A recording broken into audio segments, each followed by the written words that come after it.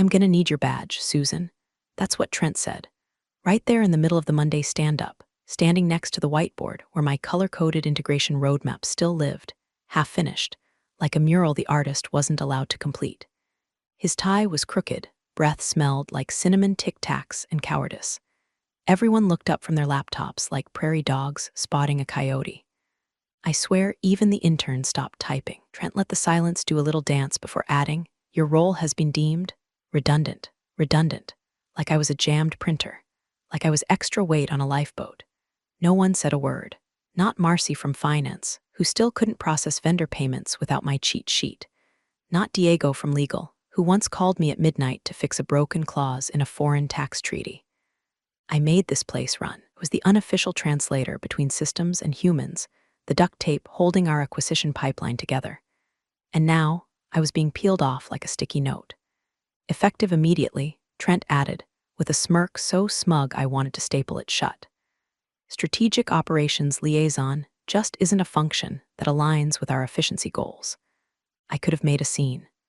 I could have listed every system I single-handedly integrated, every audit I cleaned up, every last-minute fire I put out while Trent was still busy taking LinkedIn selfies with fake candidates, captioned #grind never stops. But I didn't. I just nodded once and said, "All right, I'll need the offboarding checklist." Trent blinked. The what? The offboarding checklist. IT retrieval, access logs, account decommissioning. It's in the HR folder, third tab. His mouth opened, but nothing came out. That's the thing about people like Trent. Talk a lot until reality demands substance. Then they vanish into adjectives. I walked out with my head high and my stapler in hand. Left the motivational mug behind, be the glue. Didn't feel like being funny that day. But hey, if you're still listening to this story and haven't hit subscribe yet, now would be a good time. Really helps the team keep unearthing these corporate war stories. And smash that like button too, unless, of course, you're siding with Trent, in which case I hope your printer jams forever. Now, back to it. By the time I hit the parking garage, HR still hadn't emailed me the exit paperwork. I drove home, not in tears, but in a quiet fog. The kind that settles over a cornfield right before a thunderstorm. I knew this wasn't just about me. I was a budget line to them, an Excel row they could delete without understanding what they'd just undone. Trent called it streamlining. Didn't realize he'd just cut the one cord holding the chandelier. And here's the kicker. I didn't even blame him. Trent was just a guy trying to climb something, whatever greasy rope corporate tossed him. But the higher he went, the more knots he ignored. One of those knots was Clause 9B. I didn't tell anyone about Clause 9B. Not yet. Not when I packed up my desk, not when I deactivated my calendar, not even when I dropped off my badge at reception, because Trent forgot to collect it himself. The receptionist, bless her, looked like she wanted to say something. She didn't. Just gave me that awkward good luck half-smile people give when they assume you're done. But I wasn't done. See, 6 months ago, I'd sat through a 3-hour policy review with our external counsel. The CEO wanted indemnity strength in case of leadership exits during the M and a phase. I drafted the clause myself, tucked it right under section 14.4. Labeled it key person continuity, like some boring compliance term no one reads past. But I made sure one name was listed. Just one, mine, and that clause. It wasn't ceremonial. It was binding. Terminating the key person without successor documentation or external approval paused all indemnity protections mid-deal. I didn't brag about it, didn't even put it in my performance review. But it was there, inked in legalese, quietly holding the company's liability umbrella open. And now it was closed. Trent didn't just fire me, he detonated the tripwire. Of course, it didn't go off right away. That kind of thing takes time. Systems groan, wires fray, someone in legal gets a migraine trying to reconcile version histories. But when it finally hit, oh, it would hit hard. And Trent, beholding the umbrella, while it rained glass. By week 2, Calver's tech had already started leaking at the seams like a cheap raincoat. No one was screaming yet, but you could hear the panic in the polite silences. Synced jobs that used to hum along in the background now crashed at midnight, unnoticed until morning dashboards lit up red like a Christmas tree in hell. Quarterly vendor payments, normally processed with my little triple check system, started bouncing back with missing documentation errors. Procurement blamed AP. AP blamed the portal. The portal blamed legacy fields, which is code for Susan's not here and no one knows how this works anymore. But Trent? Oh, he was chill. He called it expected friction. Told his team to lean into the disruption, like that phrase meant something other than we have no idea what we're doing. During an all-hands, even presented a fake roadmap showing integration upgrades in motion. Everyone nodded because no one wanted to be the one to say it out loud. We're bleeding, and the guy holding the bandages is coloring them in Excel. Meanwhile, I was thriving. I'd set up my own LLC 3 days after the termination. Brassline Systems. It sounded vaguely like an accounting firm your uncle swears by. Within 2 weeks, I had my first 2 clients, startups who needed integration fixes and didn't want to wait 3 weeks for IT to circle back. My work laptop now lived next to my basil plant, and my calendar was booked through the end of Q2. I was eating Thai leftovers at 11:42 p.m. when it came. The email subject line was harmless. Quick Q clause. I almost ignored it. It was from Camille, one of the juniors in finance. Smart, detail-obsessed, and way too underpaid. I'd mentored her a little, helped her build a macro to reconcile vendor tiers last summer. She was the kind of quiet star who knew where the bodies were buried, but was too polite to bring a shovel. Her message was short. Hey, hope you're doing okay. Weird question. Did you mean to leave the clause active in the 14.4 schedule? Just saw your name still listed under key personnel. Thought maybe it was a placeholder we forgot to update. LMK. I stared at the screen. Clause 9b. I hadn't forgotten it. I hadn't accidentally left it there. That clause was my insurance policy, my little canary in the compliance coal mine. If the company terminated me without updating it, their indemnity protections during any M&A activity would pause. Not reduce. Not warn, pause, dead stop. It was in the language. Buyer couldn't legally assume risk if the key person role was vacated without documented succession, approved by external counsel. And Trent, he didn't even know what the clause was. He probably thought indemnity coverage was something you get for your truck. He definitely didn't know it tethered $350 million worth of acquisition liability to my name. Camille's email didn't confirm the nuke had gone off, but it told me the wire was still connected. The best part? They didn't even know the bomb was there. Inside Calvarus Tech, the emails grew frantic. Compliance was tightening reviews. Legal quietly requested a meeting with risk. Procurement started using Excel sheets again because the portal kept crashing. Trent blamed third-party vendors. His team blamed cloud latency. I watched from a distance, sipping my overpriced oat milk latte and waiting for the phrase I knew would show up eventually. Legacy system dependencies. That's what they always call it when the person who held the keys is gone and nobody documented the locks. A month in, I got another email. This time from someone in HR. Hi, Susan. Hope you're doing well. Would you be open to hopping on a quick call to discuss some of the workflows you managed? Just looking for a bit of clarity around your former role to help smooth some onboarding processes. Smiley face and all. I didn't reply. I didn't even mark it as read. Let them sweat. Because here's the thing, the system was working exactly as designed. My design, they didn't just lose a cog. They removed the axle and expected the wheels to spin. They replaced a silent architect with a loud spreadsheet and called it an upgrade. And now the house was settling funny. Floorboards creaking, ceiling starting to bow.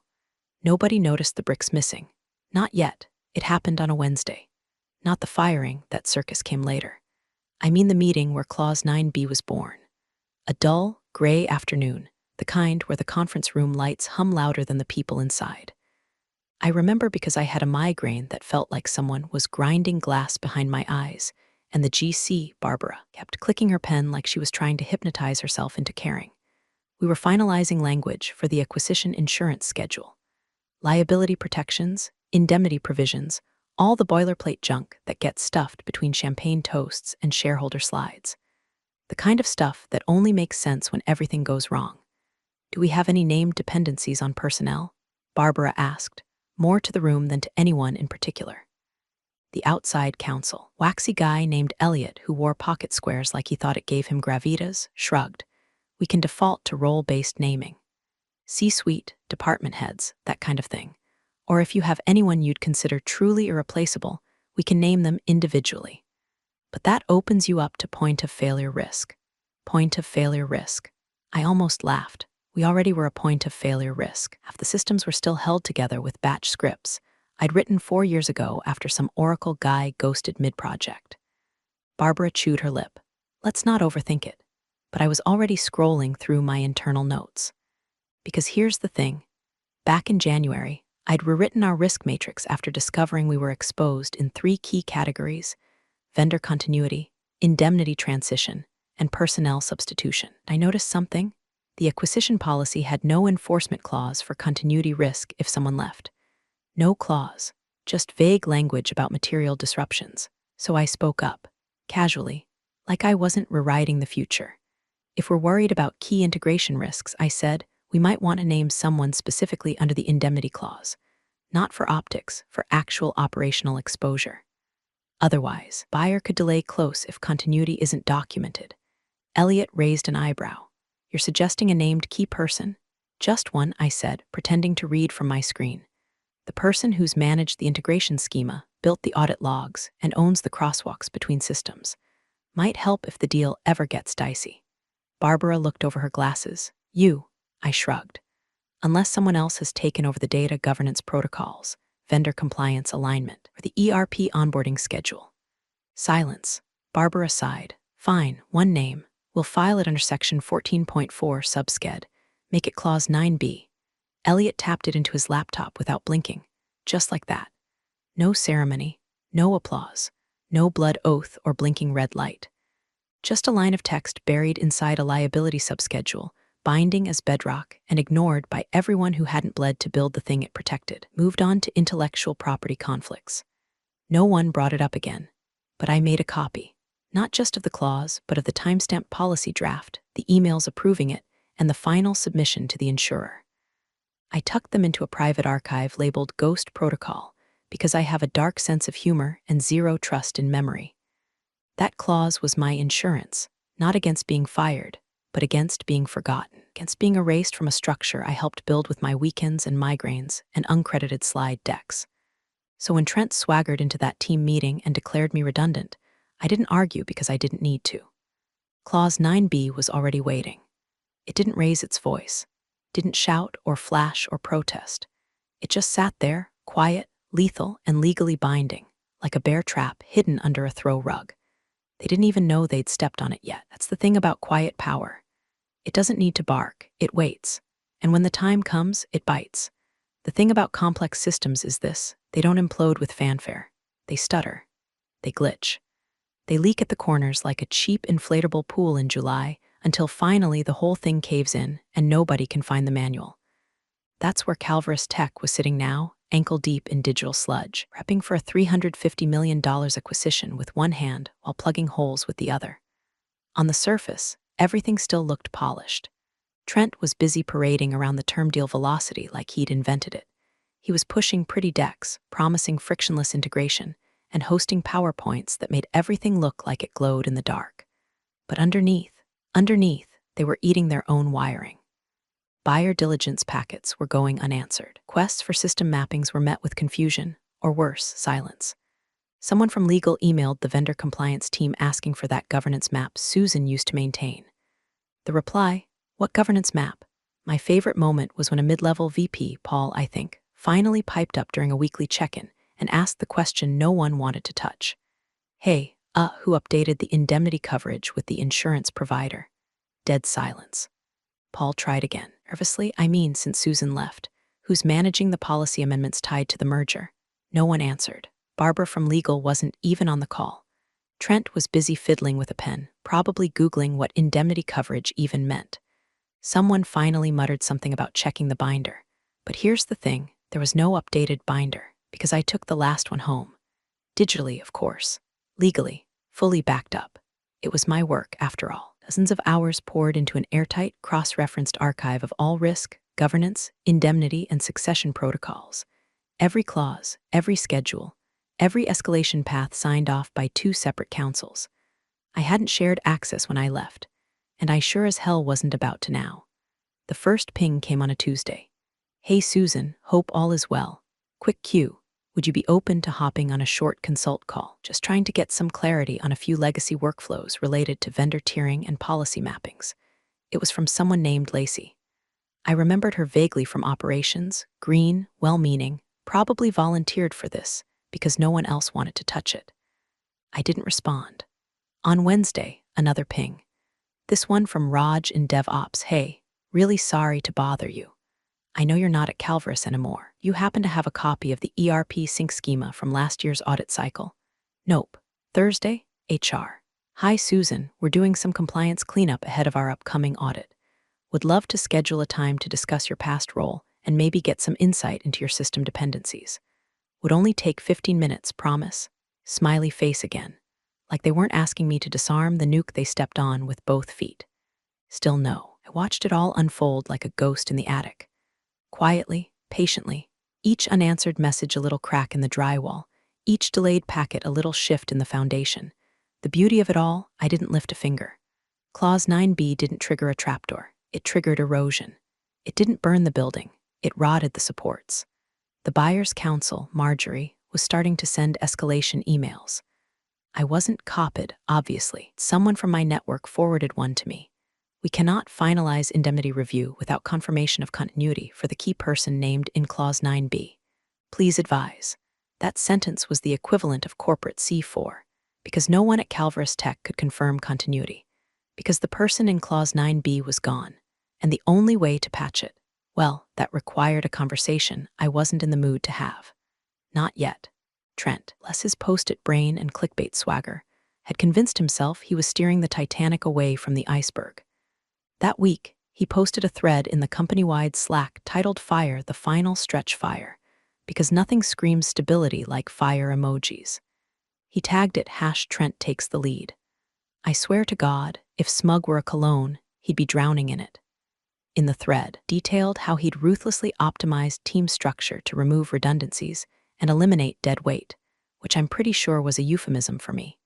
He described the deal as a career-defining pivot point, said the acquisition would make him, and signed off with a joke about how scorched earth gets rid of weeds and old roots. Charming. Nothing says trust this man with your millions like war metaphors and horticultural genocide. A former colleague, Ego from Legal, sent me a screenshot of the thread. No comment, just the image. I saved it in a folder on my desktop labeled Chronicles of Dumbassery. You know, just in case. Not that I needed proof, but some artifacts are worth preserving for their sheer archaeological stupidity. But while Trent was busy measuring his suit size for future Forbes covers, something very different was happening 20 floors below him in the email servers of Calvarus Tech. Buyer's legal team was combing through the insurance policies line by line, like they do when real money's on the line, and they found it. Section 14.4. Insurance Schedule. Clause 9b. A red line appeared in their markup within the shared diligence folder. Highlighted in a soft orange, polite as a priest holding a shotgun. Key personnel Susan Mallory continuity documentation not provided. No succession plan filed. That's it. That one line. That's the moment the trap stopped being theoretical. Because when a buyer's external counsel flags a gap in key personnel continuity, it's not a yellow light, it's a power outage. It means they've paused the clock, lawyer style. Indemnity can't be assumed. Risk can't be transferred. The deal, the $350 million tidal wave Trent thought he was surfing, has officially started receding. The thing that got me wasn't just the irony. It was the sheer, illusional confidence. While Marjorie, the buyer's lead counsel, was probably printing binders with my name circled in red ink, Trent was posting gifs of astronauts dancing and telling finance to pop champagne soon. I even heard he booked a trip to Cabo. Booked it before the final diligence call. Said he wanted to get a head start on post-deal recovery. Recovery from what, exactly? You'd think someone would have told him. Someone like Barbara in legal. Barbara had been eerily quiet since the binder question came up.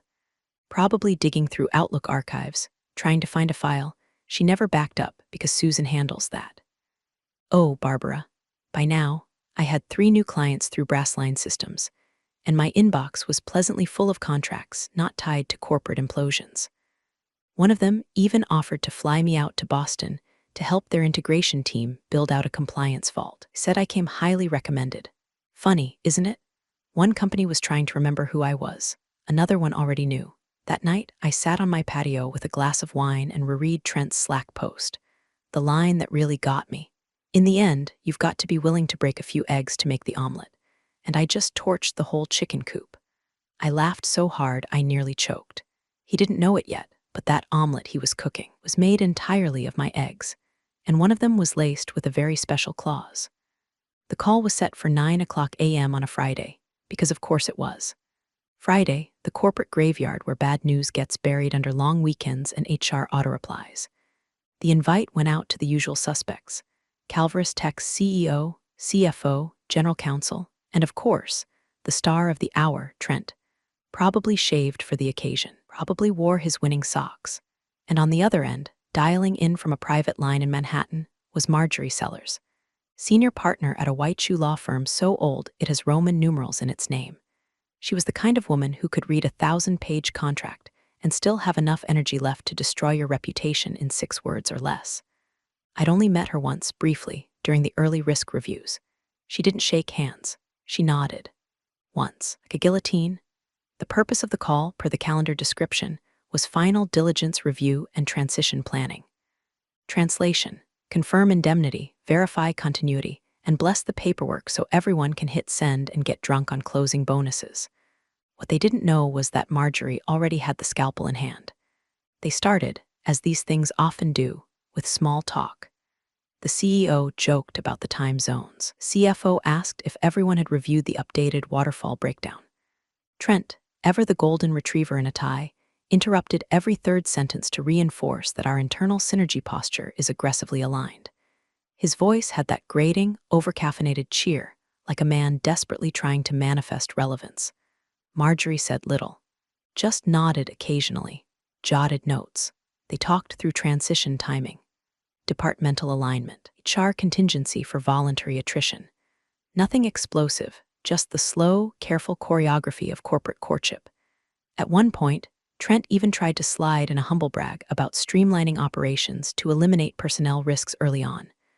Marjorie glanced at the screen, didn't react, but I knew that look, that stillness, that microsecond of silence after someone lies and you decide, very calmly, to let them keep lying, because it serves you better when they hang themselves.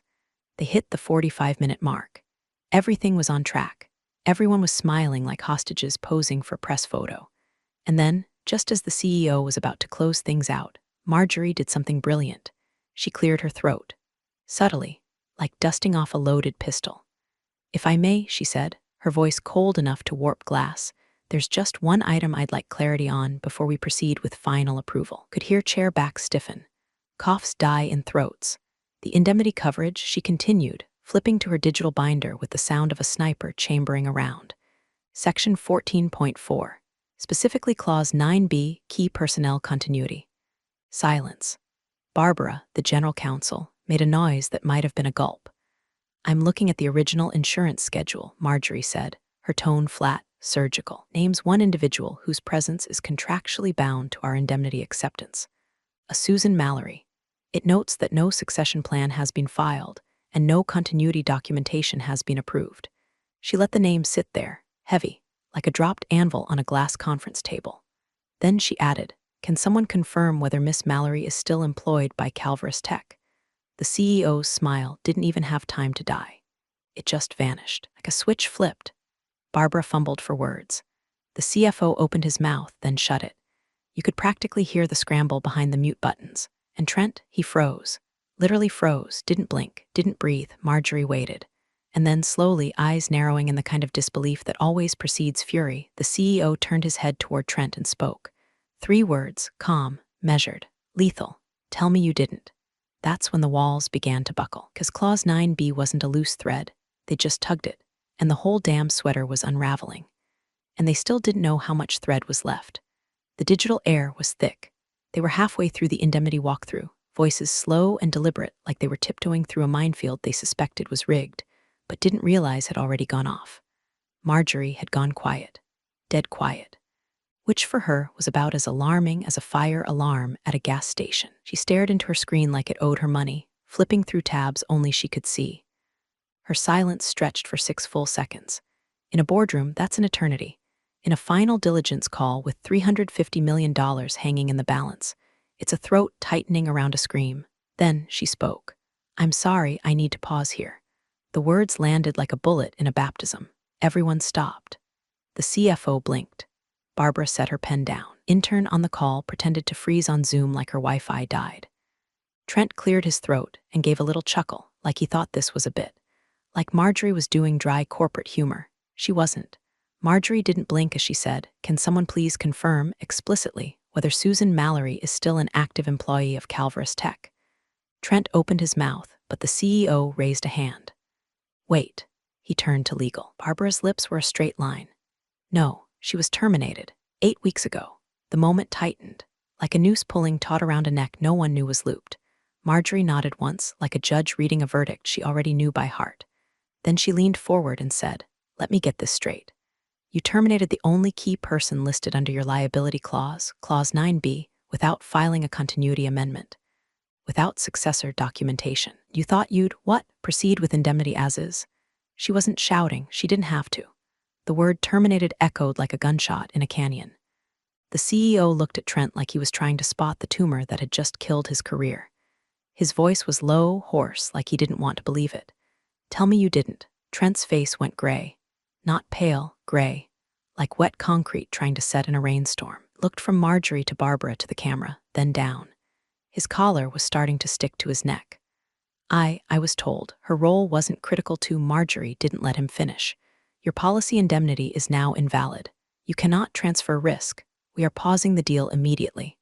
Further diligence is suspended pending review of your compliance exposure." That was it. She didn't yell. She didn't even sigh. Just announced a $250 million pause like she was ordering coffee. The CEO sat back slowly.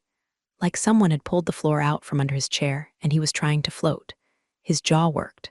No sound came out. The CFO reached for something, maybe water, maybe hope. Barbara started flipping through tabs like a woman who'd just realized her seat wasn't just hot, it was on fire. Trent, to his credit, didn't speak again, just stared at his keyboard. Like maybe if he hit Control plus C hard enough, the last 2 months would undo themselves. And me? I was 3 miles away on my back porch, watching a hummingbird hover over the feeder I'd just refilled. The sky was turning gold. My phone buzzed once. A friend in IT had sent me a screenshot. It was the Zoom call. The CEO's face ashen, Trent's melting, and across the top of the screen, heating title, "Final Diligence Close Out Calvarus Tech and Amblin Global, a Beautiful, Flaming Lie." Because the only thing they'd closed was the door they needed me to open, and they just realized the key was gone. Phones lit up like Vegas on New Year's. Within 15 minutes of that Zoom call ending in legal detonation, Calvarus Tech was in full scramble mode, emails flying, calls placed, calendars crashing under the weight of desperation. CEO barked orders. Legal spun like a top. Barbara dialed my number 3 times in a row, voicemail every time. HR sent me one of those sugary emails that tries to sound friendly but reads like a hostage note. "Hi, Susan. Hope you're doing great. Just wondering if you'd be open to a quick reconnect regarding your transition and some legacy documentation. Let us know your availability. Super appreciate it." Smiling face with smiling eyes, double exclamation marks. And the smiley face. They always deploy the smiley face when they're holding the matchbook over the gas tank they forgot you built. I didn't answer. Neither did I answer the call from Darren, the former IT head, who suddenly remembered I'd architected the user permissioning for every core system in the merger stack. He left a voicemail that started with "Hey ye buddy," and ended with just "Call me, okay?" Still no. 48 hours, they flailed. Someone in procurement messaged my old Gmail, begging for the login to the compliance vault. An HR generalist I barely knew from the holiday party tried to add me on LinkedIn. Legal even called my old landlord, which, by the way, is a massive breach of privacy, but whatever. They were swinging wild now. No dignity left, just legal hangovers and broken Slack threads. Eventually, I got an email from someone new, not from Calvarus Tech. This one came from the buyer's legal team. Subject line, request for 1-hour discussion, clause 9b clarification. It was simple. Polite, professional, no emojis, no fake warmth. Just a direct ask. Would I be willing to speak with Marjorie's team 1 hour at my convenience to walk through the history and intent of the key person clause in the indemnity schedule? They offered to compensate me for the time. Generously. I said yes, but on my terms. Tuesday, 10 a.m., video off. I called in from my kitchen, coffee in hand, the faint sound of birds chirping through the screen door. I could hear the buyer's team dialing in, half a dozen voices, all clipped and formal, And then Marjorie's. Cool, surgical, unmistakable. She began, Miss Mallory, thank you for taking the time. We'd like to confirm a few details for our records. I didn't ask for pleasantries. Clause 9b, I said. Key personnel. Named individual, Susan Mallory. Inserted into the liability subschedule during risk mitigation review, filed 6 months prior to my termination. Someone on the line cleared their throat. I kept going. The clause states indemnity coverage cannot be assumed unless continuity is documented and approved by both Calvarus Tech internal counsel and the buyer's external representative. Documentation must be on file before the key person's employment is terminated or the clause locks risk transfer. I let that hang. Someone whispered Jesus. Marjorie asked, did such documentation exist? No. Was a successor ever formally named and approved? No. And this clause, can it be amended retroactively? Only with my signature, I said, which I withheld. Deliberately, she didn't respond. None of them did. For 10 full seconds, was only silence. The kind of silence where everyone's faces fall into their hands, even if you can't see them. I sipped my coffee. Marjorie finally said, understood. I could practically hear the moment they got it, all of it, what I was, what I did, why I hadn't panicked when they kicked me out the side door, why I hadn't emailed, hadn't begged, hadn't flinched, because I knew this wasn't an act of revenge. This was a mirror I'd installed 6 months before I left. Now they were staring at themselves in it, blood on their hands, wondering who handed them the knife. They thought I was a spreadsheet jockey.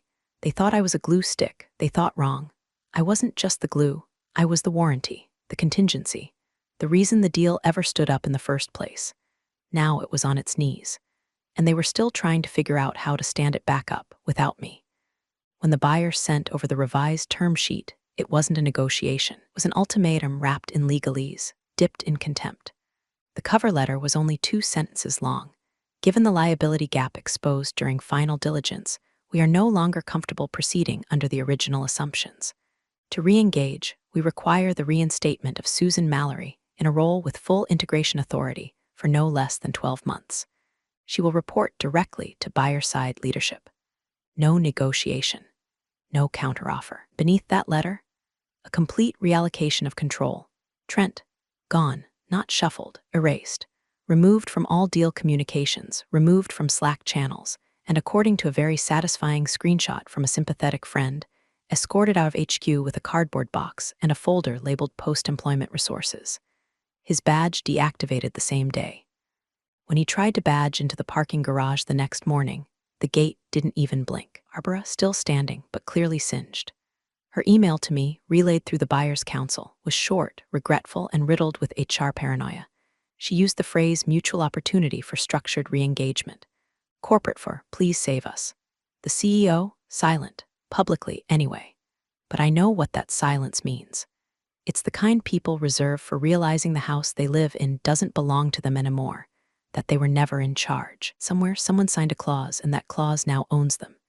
And me? I walked back into Calvarus Tech 3 weeks later. Not through the front door, not with an access badge someone else had to authorize. No, I was met in the lobby by Marjorie herself. She handed me the new contract personally. It was thick, heavy, final. Title: Interim Chief Integration Officer, reporting to Buyer Oversight Committee, Authority, full veto power over leadership restructuring. Scope: 12-month transition period minimum. They didn't even bother asking me to return to my old title. Strategic Liaison, please. That title belonged to a version of me who still asked permission. Now, I gave orders, not opinions. I had an office on the top floor. One with soundproof walls and a view that overlooked the entire city grid, the same grid I used to watch from the basement conference room while Trent mansplained JIRA boards. My first day back, I didn't say much. Just shook hands with the compliance officer, nodded at the buyer's CFO, and made my way to the boardroom. They were already waiting, CEO, Barbara, the few execs still hanging on by their fingernails. Trent's seat sat empty. No one dared touch it. I walked in carrying the binder. The binder. The original insurance schedule, the continuity files, the clause emails, the approval chain, all of it, organized in color-coded tabs like a legal warhead dressed for prom. I set it down gently on the glass table. Met every eye. No smile, no venom, just schedule-delivered consequences. Then I said, loud enough for the back row to hear, Clause 9b, let's make that plural. The silence was perfect. Not reverent, just afraid. And that was enough.